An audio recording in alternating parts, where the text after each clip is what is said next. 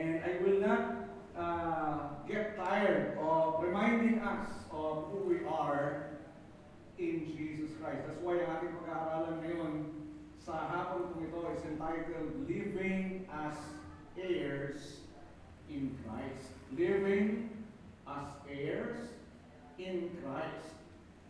Sabi po ng Galatians chapter 3, verse 26 to 29, and I will be reading from the New American Standard Version Bible. For you are all sons of God through faith in Christ Jesus. For all you who were baptized into Christ have clothed yourselves with Christ. There is neither Jew nor Greek, there is neither slave nor free man, there is neither male nor female, for you are all one in Christ Jesus. And in verse 29, which will be the very verse that we will be focusing our study this afternoon, and if you belong to Christ, then you are Abraham's descendants, heirs according to promise. And the Lord will surely bless the reading of His holy word. Alam niyo ba, mayroong isang mahirap o isang pulubi na lalaki na minsan po, without any expecting in return, without expecting anything in return, meron siyang natulungan isang matandang lalaki. He doesn't know really about the background, the life of this old man. Tinulungan lang niya. And after that, natulungan niya, of course, natulungan niya after that, okay, naghiwalay na sila. Without him knowing na itong matandang tinulungan niya ay napakayaman, at sa kanyang bago pumanaw yung matanda, dahil sa kanyang pagtulong, pinamanahan siya ng 500 million pesos. Di po ba? Parang laki. Dahil talagang, ano po yun eh, his life was really saved. Out of the gratefulness of the old man, pinamanahan siya. But he doesn't know about it. Hindi niya alam. So kahit na meron siyang minana na 500 million pesos, he still continued to live like a beggar. Until one day, yung pong tagapag-implement ng mana, nahanap na siya at nakita siya. And informed him of the fact that he inherited 500 million pesos. How do you think he lived after he received the inheritance na 500 million pesos? Siya ba ay mabubuhay pa rin bilang pulubi, mamamalimos sa kalsada, manghihingi ng pagkain sa mga tao para maawa siya? How do you think he will live? Will he still live like a beggar? Of course not. You have 500 million pesos, it will definitely change your life. Pagtanggap mo ng pera, minana mo, of course, it will really will make your life different. Kaya naman po, as we relate it to our lives as children of God, after you receive Jesus Christ as Lord and Savior, pwede ngayon, dahil ikaw ay ligtas, patungo ka ng langit, meron kang regalo ng kaligtasan, but you live as if you are not a child of God, you still live like a beggar. You pray like a beggar. You relate to God or with God like a stranger. Considering or not knowing or not really realizing kung ano ang ating estado, sitwasyon, kalagayan sa harapan ng Diyos sa pamamagitan ng Panginoong Jesus. That's why dito po sa verse 29, napakalinaw, sabi ni Paul, and if you belong to Christ, kung tinanggap mo si Jesus bilang Panginoon at tagapagligtas, then you belong to Jesus Christ. Amen? And he said, if you belong to Christ, then you are Abraham's descendants. And of course, alam natin, mga Israelites, mga Hudyo, they are the physical descendants of Abraham. But Paul was talking about the spiritual descendants of Abraham, inheritors or heirs of God according to His promises. At kung tayo po ay tinanggap natin, kabilang tayo sa pamilya ng Diyos sa pamamagitan ng Jesus, then we are heirs according to the promise. Amen? And then we need to live as heirs in Christ, in our daily life.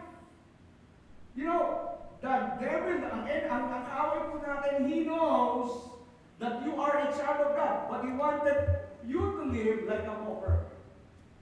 Alam niya na ikaw ay anak ng Diyos at bilang anak ng Diyos, all the promises of God provided in His Word ay para sa iyo. Naniniwala po ba kayo nun? Pero ang nais ng diablo, mabuhay ka bilang isang pulubi at hindi mo ma-enjoy yung provision, pangako at lahat ng mga nilaan ng Diyos para sa iyo bilang anak. And He wanted you to live like that. As long as you live, okay lang. Alam niya, pupunta ka na langit pero dito sa lupa. He doesn't care about you going to heaven. He just wanted you to live as a beggar or even a defeated life without enjoying the very blessings that God has provided to His Son. So sa akin po, sa hapon po ito, unang-una we need to understand, we were made heirs of God through Christ. Tayo po ay ginawang mga tagapagmana. Sabi nga po, tagapagmana. Siguro ngayon physically, hindi ka tagapagmana. I don't know. O baka tagapagmana ka. Okay? I don't know kung ano mamanahin mo. Okay. Baka namana mo lang, yung itsura ng tatay mo, nanay mo. Okay. At wala na iwang iwan na pamana sa'yo. Okay. Pero sa pamamagitan ng Panginoong Jesus, tayo ay ginawang tagapagmana. But before that, we need to understand that all people are separated from God because of sin. Hindi lahat ng tao ay anak ng Diyos. There is only one Son, that is Jesus Christ. At ang lahat ng tao ay nilikha ng Diyos. At mula nung unang at sa ating mga unang magulang doon sa Genesis chapter 3, nung sila ay mahulog sa kasalanan, all people were separated from God. Regardless, ano man ang natapos mong pag-aaral, ano man ang estado mo economically, o ano man ang nationality mo, lahat ng tao, without exemption, lahat ng tao separated from God. Hiwalay tayo sa Diyos. Sabi nga ng Isaiah chapter 59 verse 1, listen, the Lord's heart is not too weak to save you, nor is He ear too deaf to hear your call. It's your sins that have cut you up from God. Because of your sins, He has turned away and will not listen anymore. Lahat tayo nagkasala, sabi ng mga Romans chapter 3 verse 23. All have sinned and come short of the glory of God. Amen? Hello? Amen. Lahat tayo, walang taong hindi nagkasala. Nagkasala ka una, may minanakakasalanan sa kay Adan. At pangalawa, ikaw ay makasalanan dahil ikaw ang gumawa ka ng kasalanan. And because of sin, this sin builds a wall between you and God para siyang wasak na tulay. And only through Jesus Christ, hindi ka makakatawid doon sa kabila dahil nga sira yung tulay, and you cannot cross to the other side sa pamamagitan ng sarili mong gawa. Hindi ka magpapatayo. Hello? And as sinners, lahat tayo makasalanan, ang dapat po natin tanggapin ay kaparusahan dahil ang lahat ng kasalanan may kabayaran. Sabi ng Romans chapter 6 verse 23, all have sinned. Sabi ng the wages of sin is death. May kabayaran ng kasalanan. At ito ay kamatayan. Ngunit ang regalo ng Diyos ay buhay na walang hanggan sa pamamagitan ni Jesus. Kaya dapat wala natin maunawaan yun. But after we receive Jesus, kaya na all people are separated from God because of sin, but through Christ, we became children of God when we received Him. Lahat ng tao ay makasalanan, ay walay sa Diyos dahil sa kasalanan, ngunit sa pamamagitan ni Jesus. Hindi na tayo gumalaw, Paul. Sa pamamagitan ni Jesus, labi na natin. Sa pamamagitan ni Jesus, tayo ay naging anak ng Diyos nung tinanggap natin si Jesus. Amen? Can you imagine that? Makasalanan ka. You are worthy to receive God's judgment. At yung judgment na yun, hindi lang yung sumpa ng kasalanan, kundi kamatayan. Hindi lang kamatayang pisikal, kundi kamatayang walang hanggan. Di maibulit ka sa dagat-dagat ng apoy ng impyerno. Pero dahil sa awa, biyaya at pag-ibig ng Diyos, binigay niya ang kanyang nag-iisang anak na matay sa krus ng Kalbaryo. At ang lahat ng taong tumanggap kay Jesus ay hindi lamang nagkaroon ng buhay na walang hanggan, hindi lamang sila pinatawad sa kanilang kasalanan.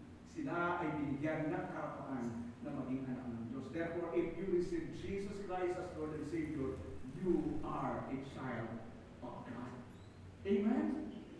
Amen po. Kaya sabi ng John chapter 1 verse 12, but to all who believed Him and accepted Him, He gave the right to become children of God. Hindi pwedeng dahil pinatawag mo ang isang tao na tatay, anak ka. If there is no relationship. Amen? Naunawag ko ba natin? Pwede ba by mere calling a person, hey, tatay, o papa, anak ka na? Hindi. Kasi if that is true, mamaya, ang lalakad kami sa mall, diba? Bigla may lumapit sa akin, no? Sabi ni Jen, bigla lumapit, sabihin sa akin, Daddy, yari yan, no? Ibig sabihin ba, anak yun? Hindi, no? It doesn't establish relationship. Yung relationship, dapat na-establish yan. Dapat anak ka. Amen? At tayo ay magiging anak lamang kung tinanggap natin si Jesus bilang Panginoon at sarili natin na kapagligtas. So, being a sinner, nung tinanggap mo si Jesus bilang Panginoon at kapagligtas, you are no longer a sinner, you are now a child of God. Your status changed dramatically. Amen? Dati, nung makasalanan ka, you are under the judgment of God. Nung pinangaral nga ng isang sikat na mga ngaral before, yung sinners in the hands of an angry God, ang isang ginamit ng text ay doon sa Deuteronomy, na ang mga makasalanan ay tulad ng Bible sa dumadaan sa isang madulas na daanan. Nakasubok na po ba kayong dumaan sa isang madulas na daanan, slippery place? Magmamadali ka ba? Dahan-dahan ka, di ba? Why? Kasi pag madulas ka, dire-diretso ka. Right? Ano po? Kasi pag hindi, naranasan ko yun. Papasok ako na sa ASCM, sa Makati, dahil may klase, kung nagmamadali ako, may ginagawang building doon, katapat ng building namin. Hindi ko napansin yung daan, slippery, slope siya. Nadulas ako. Ano gagawin mo pag nadulas ka? Tayo ka kagad, di ba? Para kumari, hindi ka nasaktan, di ba? Pero pag tayo ko agad, lakad ako, para walang nangyari. Pero in my mind, sakit, di ba? Parang hindi ko pwede. Pero, yung sinasabi ng Bible, imagine, you are a sinner, and yet when you receive Jesus Christ as Lord and Savior, you become a child.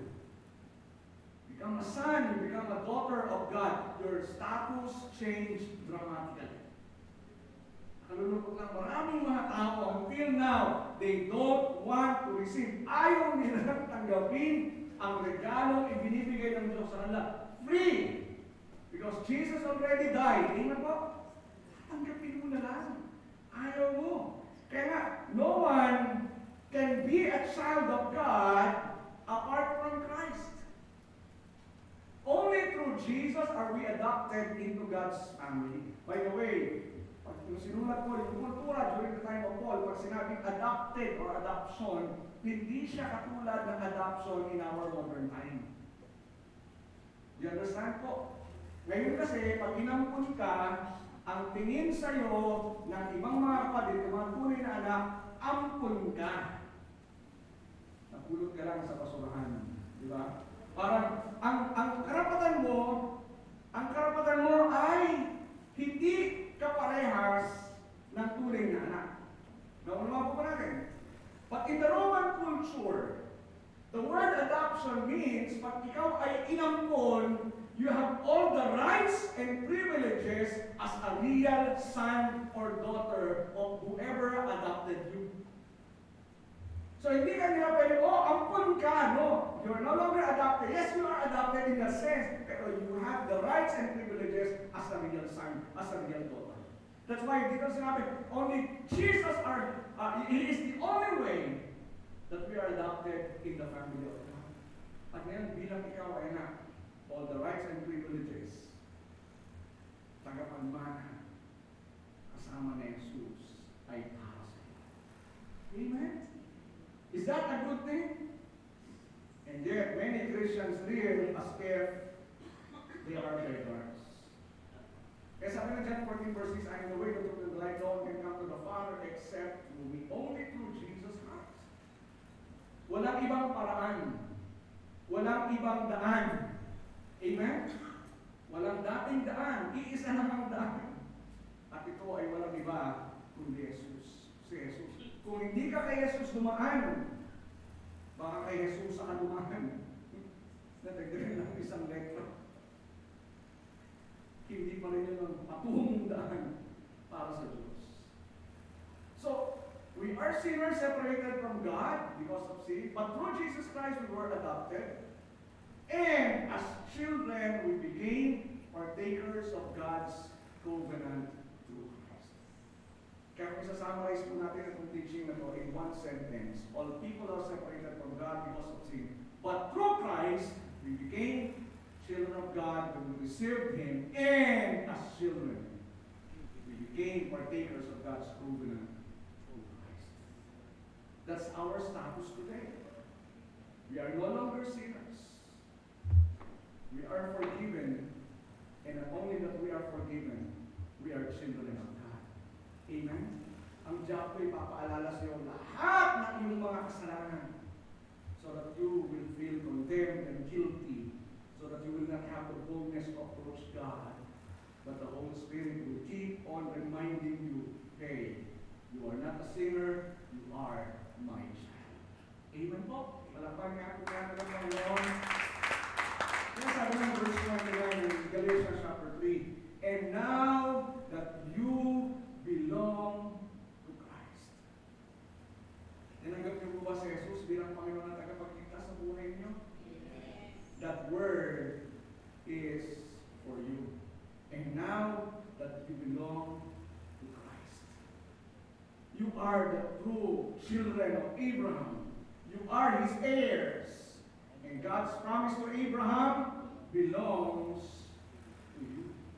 So ibig sabihin, lahat ng mga pangako ng Diyos sa kanyang salita ay para sa iyo. Amen. Amen.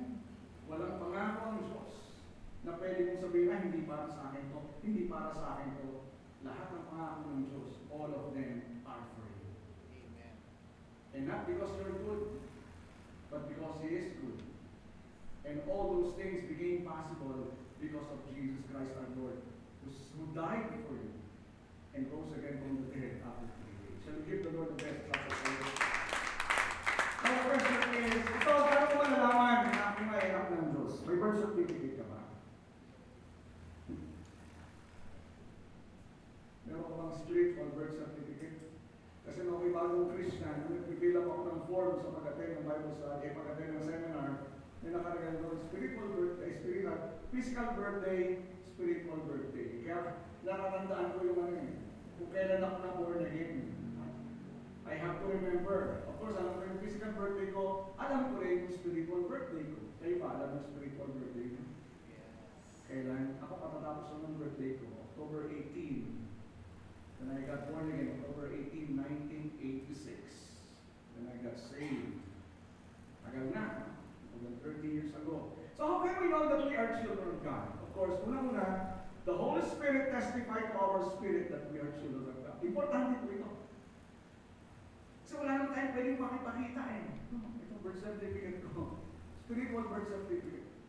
The only way that we can know that we are children of God, unang-una, the Holy Spirit testify to your spirit that we are children of God. Sabi ng Galatians chapter 4, verse 6 to verse 7, and because we are His children, God has sent the Spirit of His Son into our hearts, prompting us to call out, Abba, Father.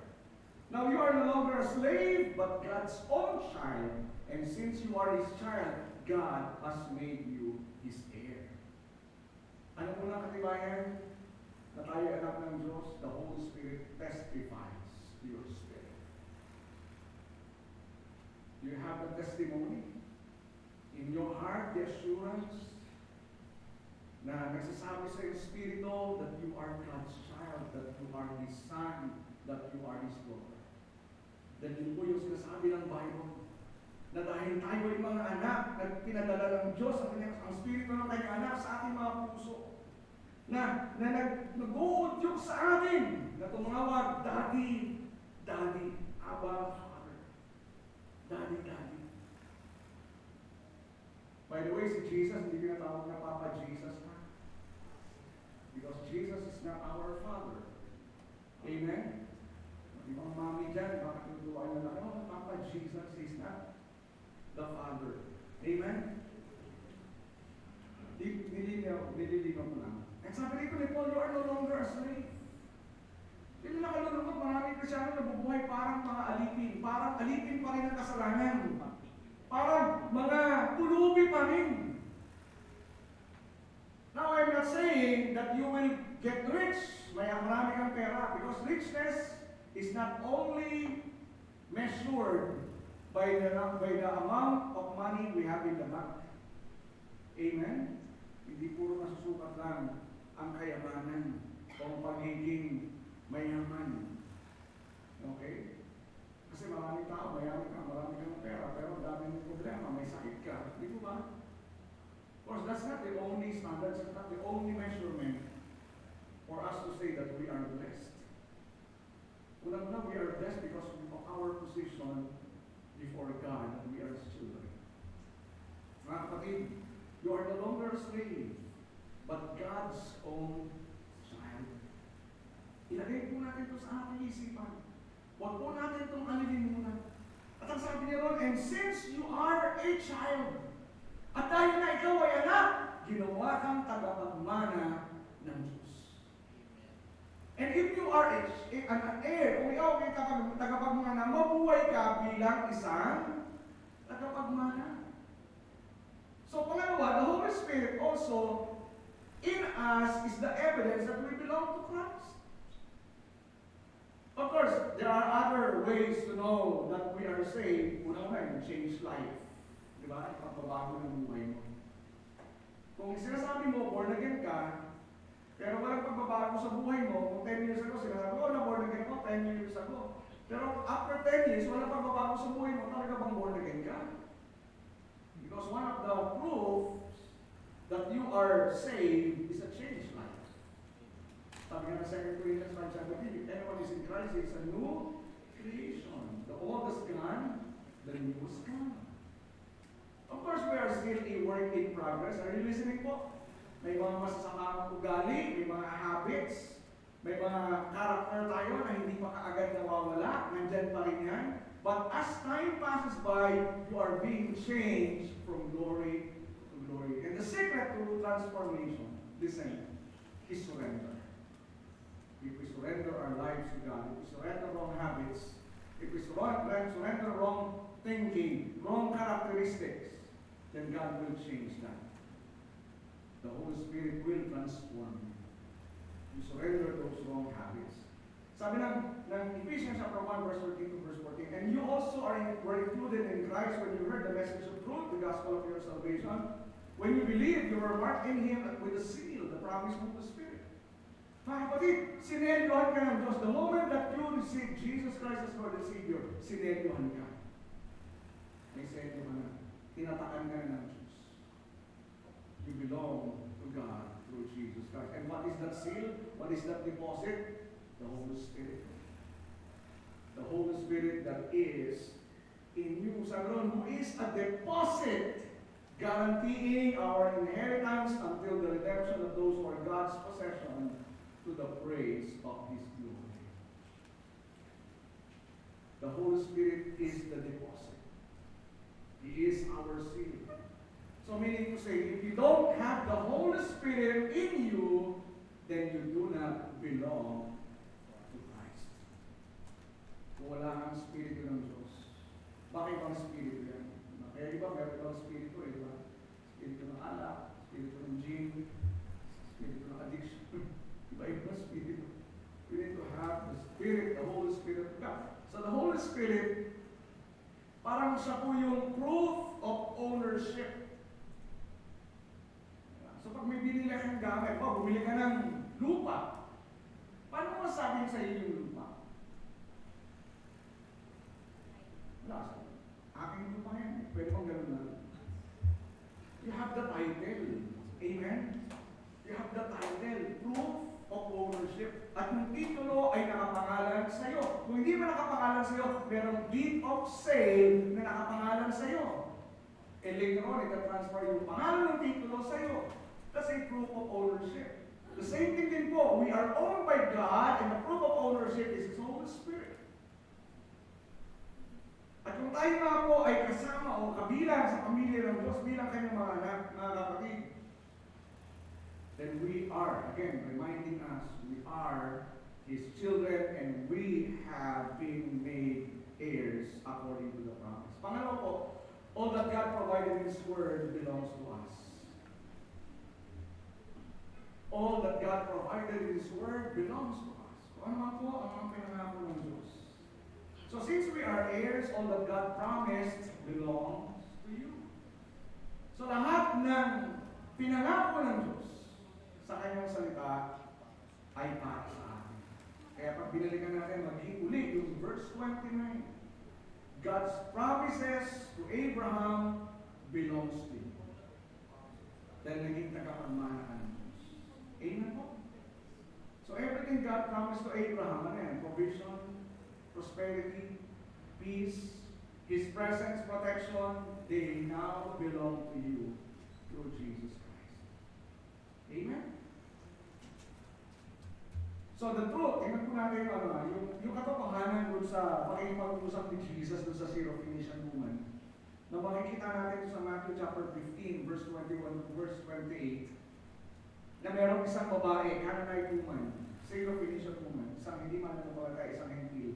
Lumapit kay Jesus dahil yung anak niya ay inaalihan ng masamang espiritu. Paglapit na doon, pagpunta na, pagpasok ng bahay, sabi niya, Lord, help me! Hindi siya pinansin ni Jesus.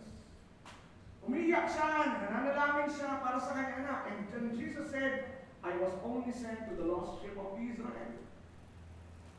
Initially, si Jesus nagpunta sa lupa para sa Israelite people.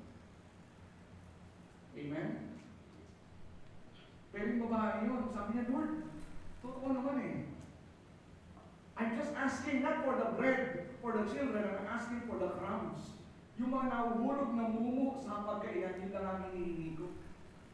Kaya pag binasa natin in short, di ba? Shortcut na lang ito eh. It isn't right to take food from the children and throw it to the dogs. By the way, hindi tinawag ng Panginoon na aso yung babae.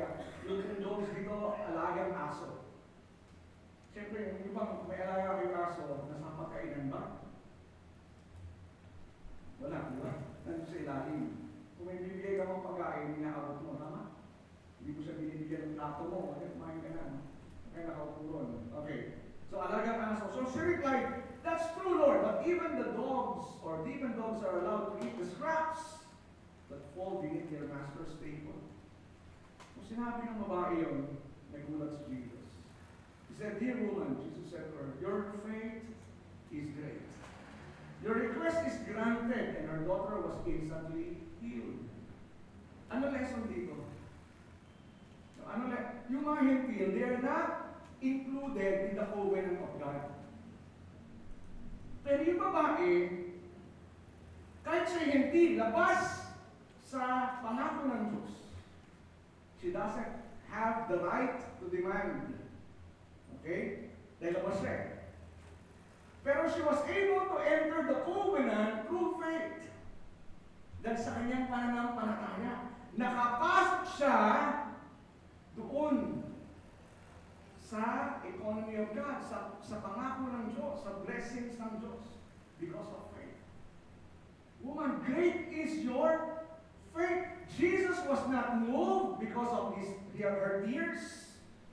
Hindi na-move, hindi natinag si Jesus dahil sa tuhan ng babae, hindi natinag si Jesus dahil sa panamis ng babae, hindi natinag si Jesus dahil naawa siya sa babae, natinag si Jesus.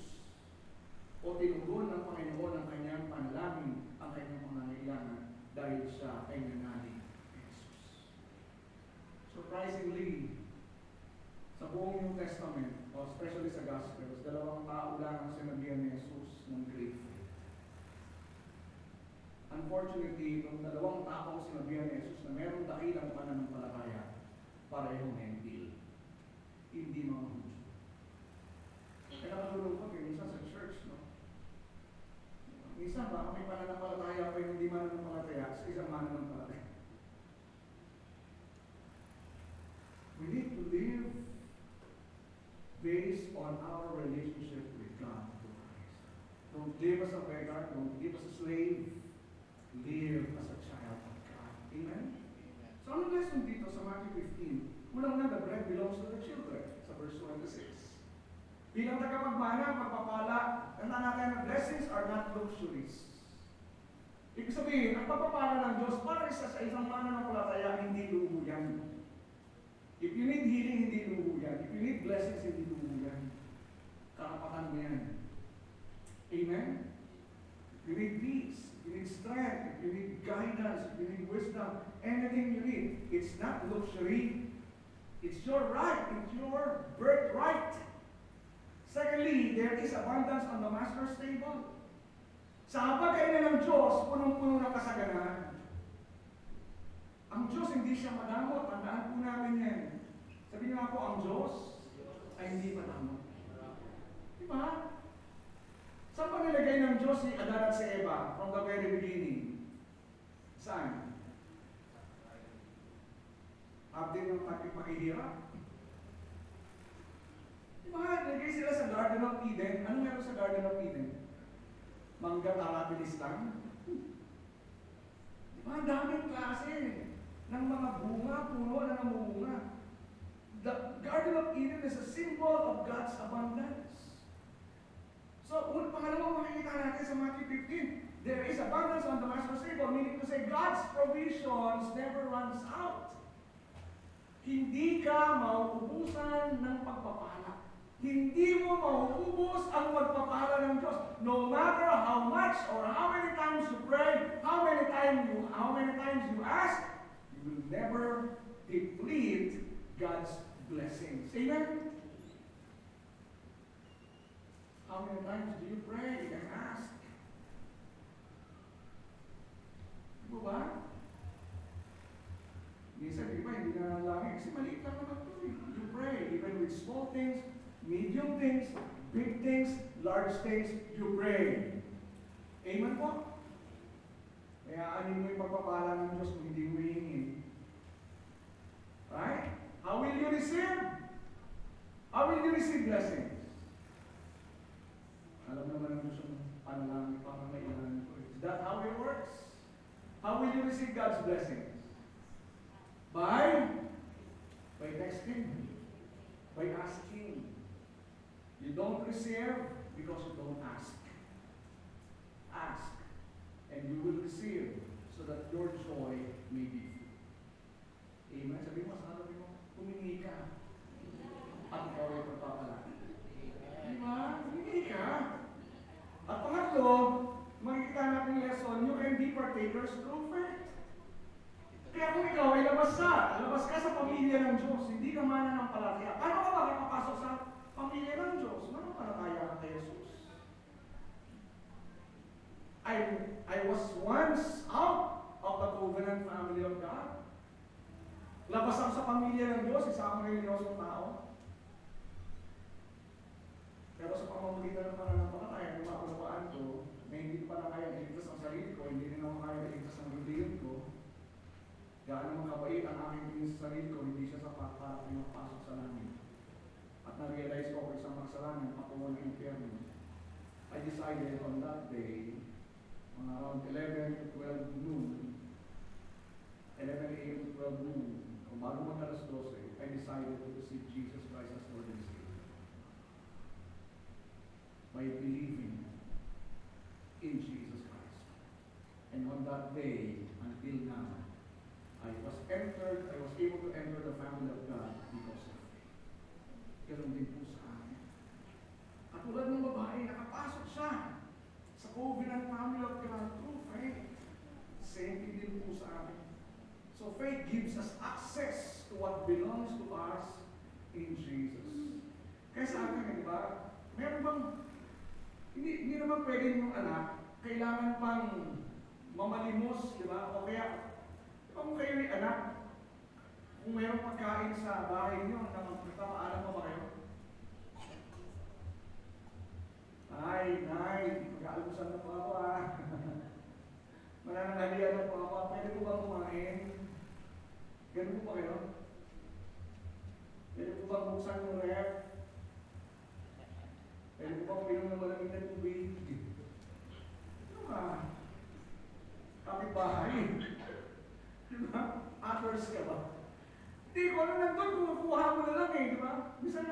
ng tatay mo, nanay mo, saan yung ano? Wala na, kinain mo na. Hindi ko nagpaalam, di ba? Tama ba? Tama siya yun. Asan na yung, wala, kinain mo na eh. Hindi ka na nagpaalam. Kasi you know, and you know, it's also for you. Lahat ng pangako ng Diyos ay para sa iyo.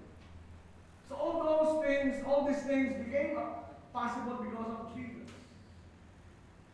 He is our access to all the promises of God. Amen po? Ito po, ID ko sa school. Dahil ako yung may ID ko, dahil kilala ako. Diba? Misa nga, hindi ko na ginagamit yung ID ko. Papasok na lang ako sa gate ng opisina, ng school. Diba? Bakit? Because they know that I belong to the school. Tama po? Ganun din po sa akin. You will not be checked. Pumapasok ka sa trono ng Diyos. Wait. Diba? God knows kung sino ang bahagi ng kanyang pamilya. And we have an all-access privilege to the throne of God. Hindi dahil mabait ka, hindi dahil religious ka. You have an all-access to the throne of God simply because you are a child. Bakit ka naging anak? Bakit ka naging anak? Bakit po? Dahil tinanggap mo si Jesus. That's the only way. So lastly, we can pray with boldness. So dahil sa privilege na to, dahil sa ating kalagayan sa estado mo bilang anak, pag nanalangin ka, you need to pray with boldness. Hindi ka na nanalangin na mimik ka o nahihiya ka. Kundi, meron kang katapangan. So as heirs in Christ, you don't pray with fear, but with boldness. Sabi niyo ako, boldness. Diba may katapangan ka, may kasiguruhan ka. Hindi ka nag-aalinlangan, hindi ka nag-aalaman. If your relationship, let's say with your mother or with your father is maayos, no? Wala kang nagawang pagkakamali, wala kang kasalanan. Diba, hindi ka natatakot humingi kung anak ka. Tama ko ba? Kaya ka lang nag-aalaman na humingi sa nanay mo, sa tatay mo, kasi alam mo, nagkamali ka. You focus on your wrongdoings rather than on the love of your father or your mother to you. Pero matitingnan po natin to the very hearts of your parents, they love you and they want to bless you. Amen? Kahit minsan pasaway ka, di ba? May mga ganun eh. Pasaway na yung anak, pero pagmamahal na magulang, nandun pa rin eh. Right? How much more ang Diyos? So let's pray with boldness. Kaya sabi ng Romans chapter 8 verse 15, so you have not received the Spirit that makes you fearful slaves. Instead, you received God's Spirit when He adopted you as His own children. Again, the word adopted is there. Now we call Him Abba, Father. So yung Spirit ng tinanggap natin, that is the Holy Spirit. Not the Spirit of condemnation, but the Holy Spirit. It's not the spirit of fear kasi ang takot, spirito rin siya. Kaya pag natatakot ka, spirito yan, rebuke mo. Because it's a spirit. So yung tinanggap natin spirito, hindi spirito ng takot para baka i-condemn tayo ng Diyos, baka tanggihan tayo ng Diyos, baka hindi tayo pakinggan ng Diyos. Spirito ng pagdududa. Kundi sabi dito, instead you receive God's Spirit when He adopted you as His own children. Yung Spirito na yan ay nag-uudyok sa atin na nanalangin sa Diyos at tawagin siya Ama, or Daddy. So as heirs, pag nanalangin tayo, so you don't need to beg God. Amen? You don't need to beg God, you only need to believe Him. Do you believe that God's heart is for you? Hello? Never doubt the heart of God for you. Even for a second, God's heart will always be for you. He'd rather die than to hurt you. Amen? Mas pinili pinili ng Panginoong Jesus mamatay. Mas pinili ng Diyos ibigay yung kanyang anak kaysa ikaw ay masaktan. That's how it is. So you don't have to beg. Kaya ang napagandang halimbawa dito yung Panginoong Jesus. Paano ba nanalangin si Jesus? How did Jesus pray? Nanalangin mo siya ng pagkaalinlangan? Pag tinignan natin sa John chapter 11, verse 41 to verse 42, especially nung bubuhayin si Lazarus.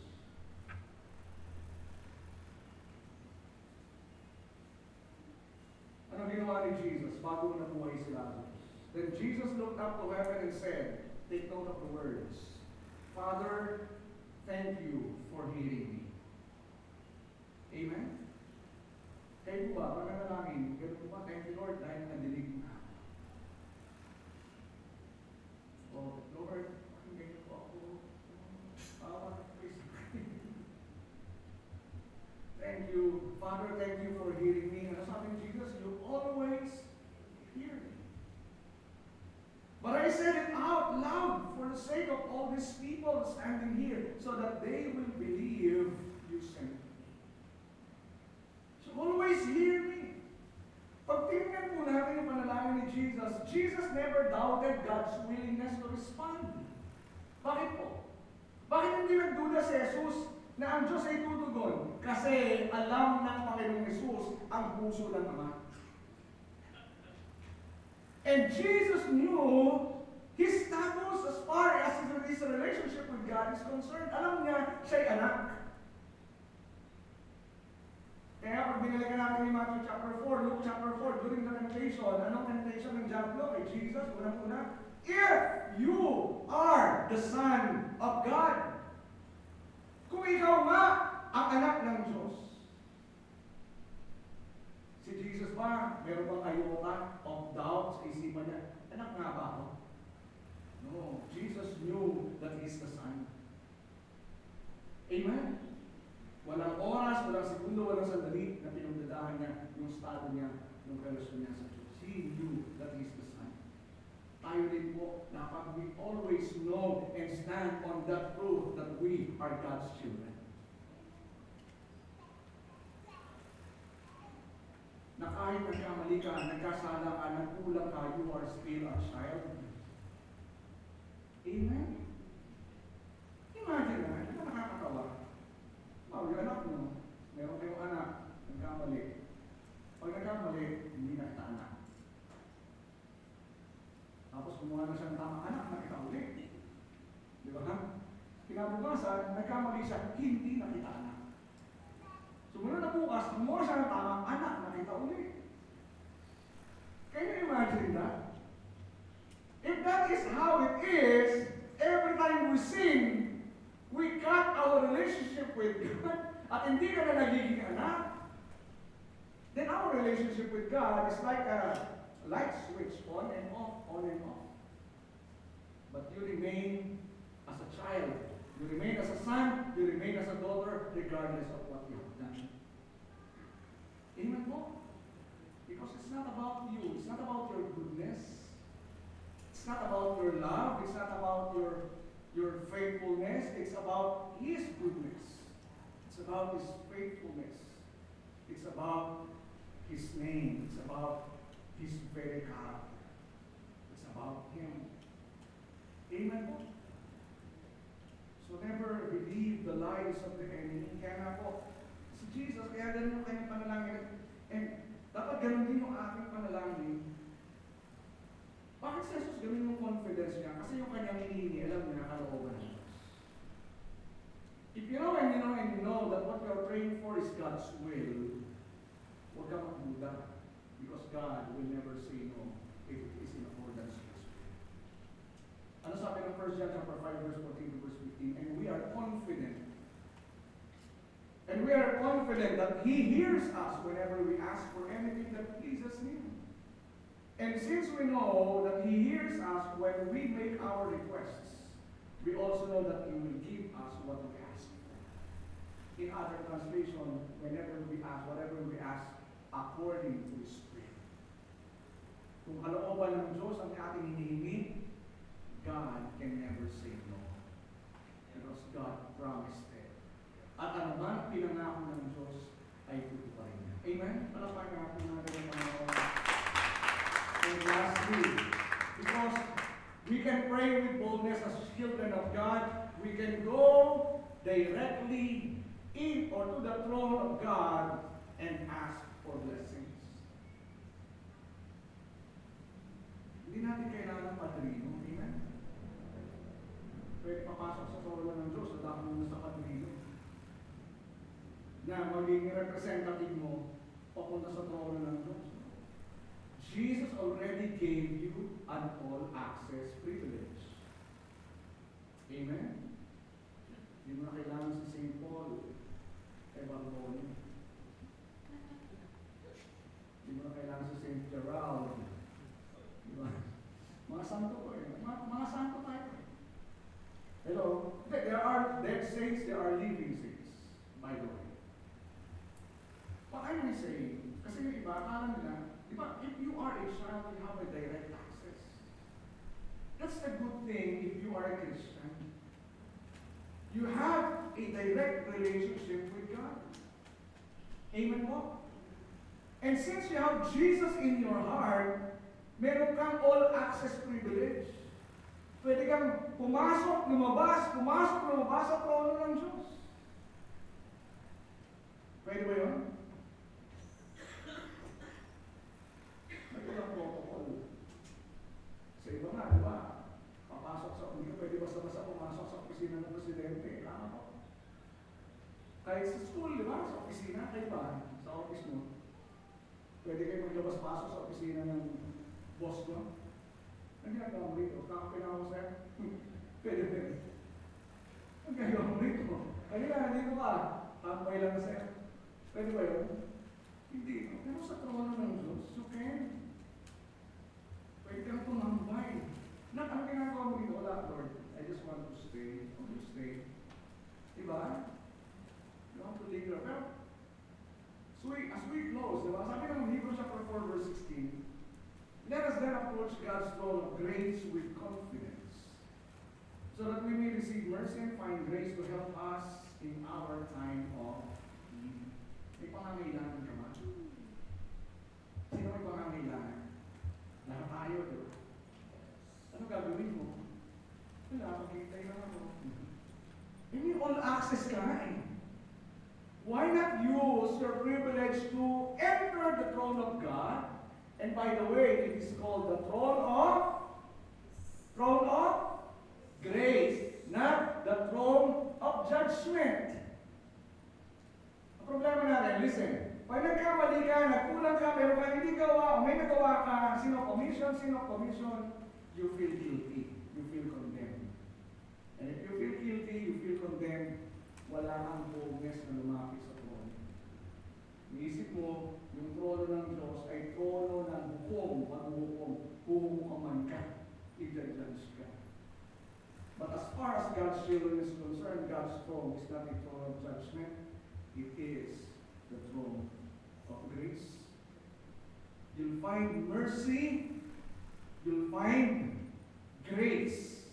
Why mercy and grace? Mercy is that God not giving you the punishment for your sins. That's mercy. Amen? Yun ang kahabagan. Hindi bibigay ng Diyos yung kaparusahan para sa iyong kasalanan. That's habag. Anong biyaya? What's grace? God giving you the blessing that you don't deserve.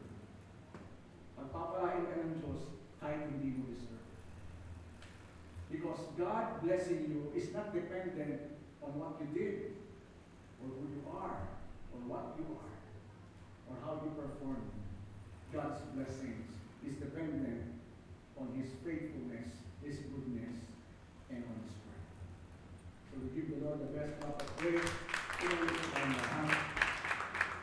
So healing is yours, peace, joy, comfort is yours. So mga kapatid, sa hapong ito, beginning this day, huwag kang mabuhay bilang isang alipin. Huwag kang mabuhay bilang isang pulubi. Sabihin mo nga sa katabi mo, huwag kang mabuhay bilang isang pulubi. Anak ka ng Diyos. You are God's child. You are not a beggar. So do not pray Pray as a child of God on the basis of your relationship through Christ. So God is your Father, and it is His will to bless you. Amen? Sabi nga ni Jesus sa Luke chapter 12 verse 32, so don't be afraid, little flock, for it gives your Father great happiness to give you the kingdom. Sige, it is His pleasure, it is God's pleasure to give you His kingdom. Not just blessing, but the whole kingdom. Amen? Why? Dahil tagapagmana. Kaya tayo po, kung sa hapon na to, ay wala kang relasyon sa Panginoon. Gusto mo bang maging tagapagmana? Gusto mo bang ma-enjoy din yung privileges bilang isang anak? Na ang Diyos, hindi siya Diyos ng paghuhukom, kundi Diyos na nagmamahal sa iyo. Gusto mo bang ma-enjoy yung napakasarap na relasyon sa Diyos sa pamamagitan ng Jesus? Don't try to be good. Minsan tayo, iniisip natin, magpapakabain muna ako bago ako lumapit sa Diyos. No? That's not the way. Kahit anumang klaseng buhay mo, anuman ang nakaraan mo, kung lumapit ka sa Diyos, may pagpapakapakumbaba, nanalig ka kay Jesus, tinanggap mo siya bilang Panginoon na tagapagligtas, God will forgive you. God will give you the gift of eternal life. At higit sa lahat, bibigyan ka ng karapatan bilang maging isang anak ng Diyos. I just hope na ito po ay naunawaan natin. Bago tayo manalangin, pwede po ba tayong lahat yung buong bibigin? Even for those who will be viewing this service. Kapatid, kaibigan, kung nais mo maging tagapagmana ng Diyos at ma-enjoy ang mga privileges bilang isang anak, tanggapin mo sa Jesus. Pagkamat ikaw ay makasalanan, minahal ka ng Diyos.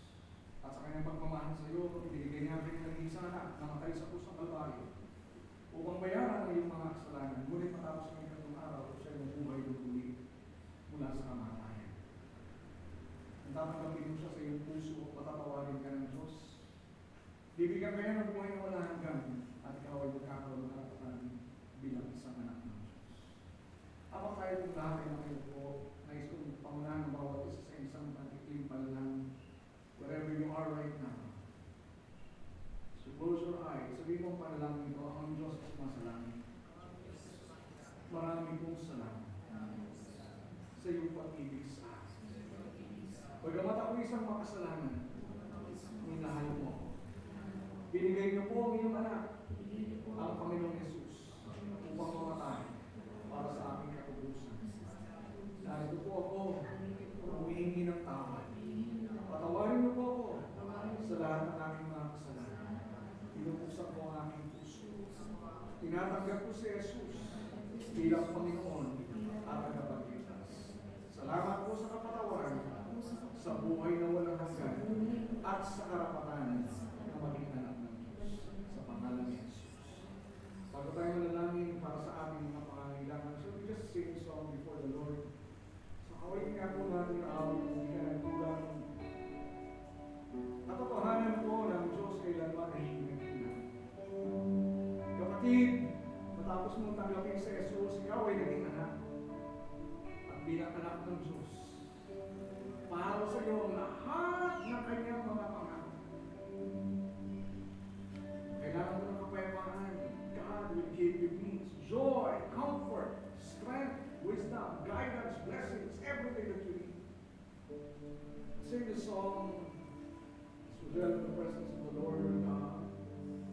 Thank you, Jesus. Hallelujah. Sa ating panalangin sa hapon kung ito, ano man ang ating nararamdaman. Whatever you feel does not define who God is. Kahit ano nararamdaman mo, kapatid, minsan you may feel, you may think,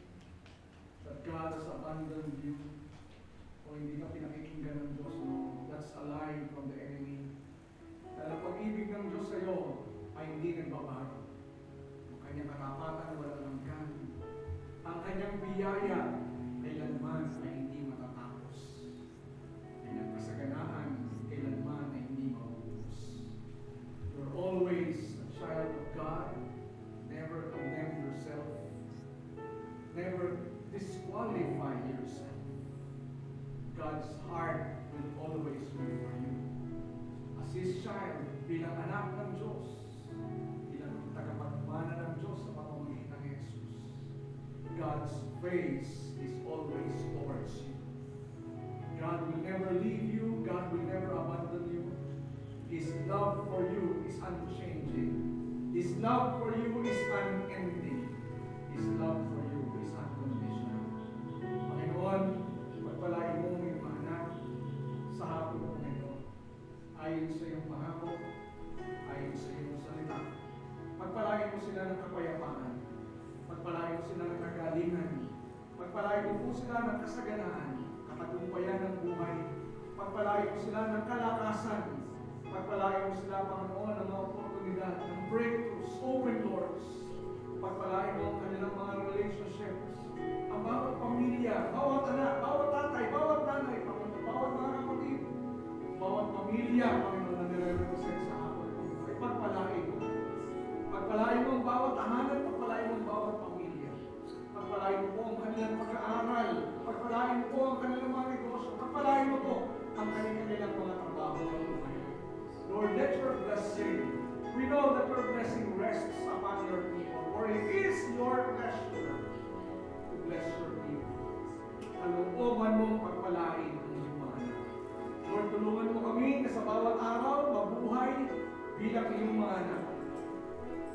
To enjoy the privileges being a child of God. We have an all access to your throne of grace. Na naman ang aming pangangailangan, anumang oras, anumang sandali, pwede kaming pumasok sa throne ng iyong biyaya, manalangin, manahan, at humingi ng tulong. And Lord, you will always be there and ready to help and bless your people. Salamat po, Panginoon.